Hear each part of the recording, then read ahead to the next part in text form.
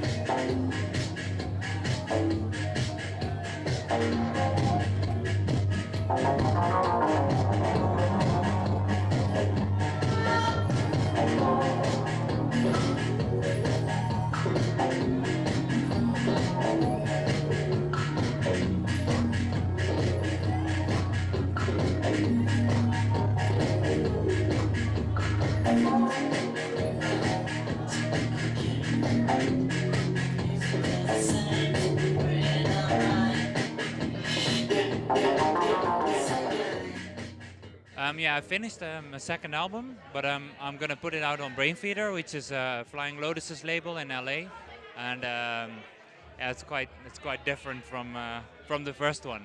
So I guess it's kind of my idea of what's going on in music at the moment.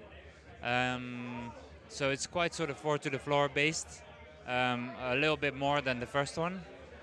It's also quite anxious for some reason. I don't know why, but yeah, just it's obnoxious. It's quite hard for my sort of sound, you know. But I just wanted to make something a little bit more aggressive, I guess. So when I finished my first album, I was kind of empty for a long time, for about a year or something. It was very difficult to kind of come up with a new plan for a new album.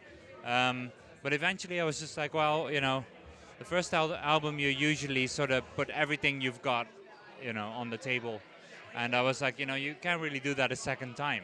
So I kind of considered the second album to be the first of a lot more to come, you know.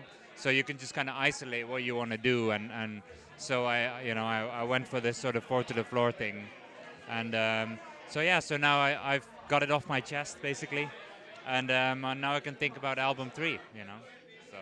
So it's good.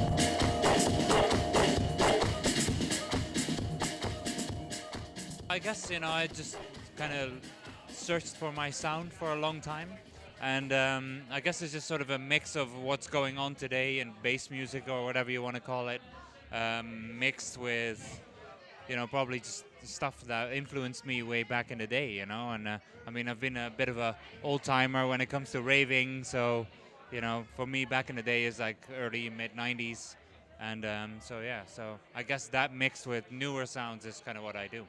Even though I don't only play four to the floor music or like house and techno, the basis of it is usually that, and you know, people kind of respond to this four to the floor feeling, at least, you know, even if there's no sort of steady kick drum.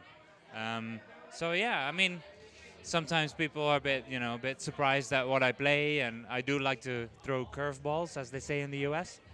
But yeah, I mean, it goes down pretty well. I've been DJing for a long, long time. I started in '96, and just being a resident and warming up for guests, and doing my own nights and all that sort of stuff. And I mean, I guess I built some sort of a basis for myself, and just got lots of experience. And when I started to make music or produce music myself, I already had a bit of a baggage. You know what I mean? And I guess that worked in my favor. And I mean, I don't really need to go anywhere very fast in my career or whatever. I just kind of like to do what I do and what I love, and it's fine. And you see that it works for you in the end.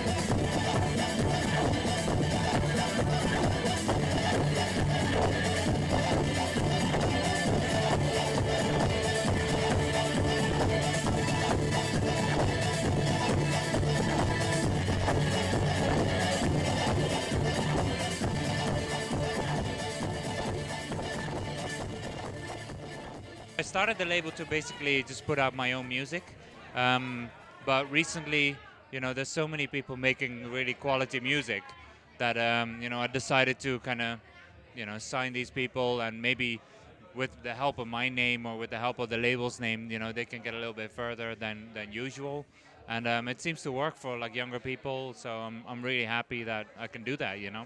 I kind of let people come to me usually, and I mean, I do get lots of demos, and I try and listen to everything. And if you're gigging, you build up contacts, and you play with a lot of people, and so yeah, after a while, you just start talking to a couple of people that are kind of on your wavelength, and so they send you music, and they have ideas themselves, and that's how you get to a release. The label's ethos, is not really a certain genre or a style, but it's much more sort of a feeling. And it's a feeling that I also try to, kind of portray in my DJ sets, and this sort of, I don't know, it's sort of ravey, but it's also melodic, and it's got a little bit of Detroit, and it's got a bit of house feeling, and yeah, and it needs to have a little bit of experiment, I guess. So I've quite a varied sort of group of people that listen to my stuff. It's people in the UK that are involved in bass music, but it's also people that are involved in house and techno in Germany, and there's Americans listening, and so there's quite a sort of varied group. And I think, like in the case of Addison Groove or Julio Bashmore, they're quite noticed here, but not so much in, say, Berlin.